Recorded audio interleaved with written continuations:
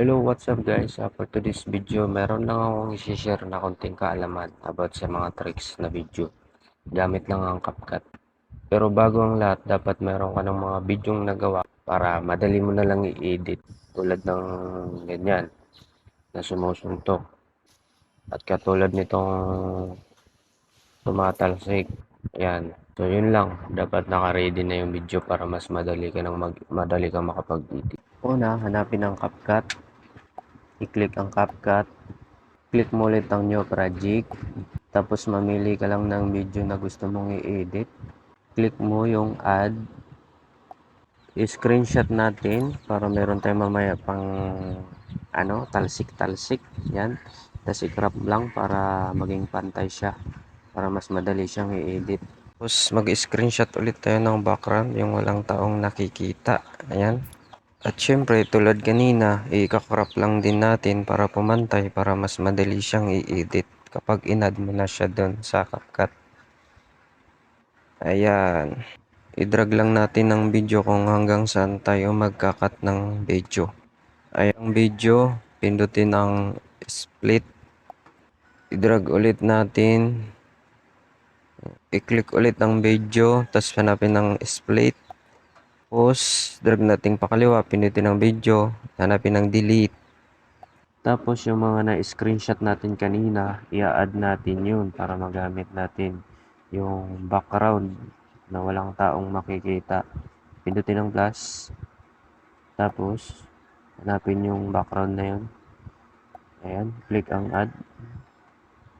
Ayan, ito na yung background kanina na in-screenshot natin. Pagkatapos hanapin natin ang overlay, click natin yan.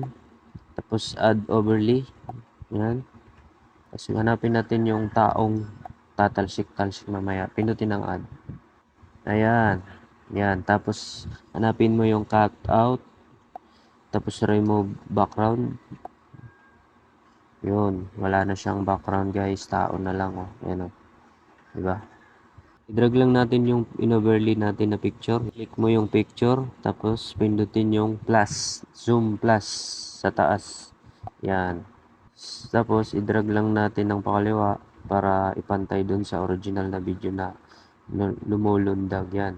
Pantay natin ng ganyan. Tapos i-cut lang natin tong naka-overlay kasi sobra-sobra na yan. Hanggang sa may zoom lang tayo. Yan. Tapos yung background, bawasan lang natin. Papantay lang din natin sa naka-overlay. Ayan. Tapos i-play natin kung okay na ba yung ginawa natin. Ayan. Okay naman yung pagtalsik niya, di ba? Swak na swak para. Tapos dito na tayo sa panghuling video. Pangatlong video na to. Yung may sumusuntok na tao. Ayan. I-click lang natin. Tapos hanapin ang overlay. Pindutin lang natin yung overlay. Hindi yan. Ayan, overlay. Tapos, i-drag lang natin ng pakaliwa.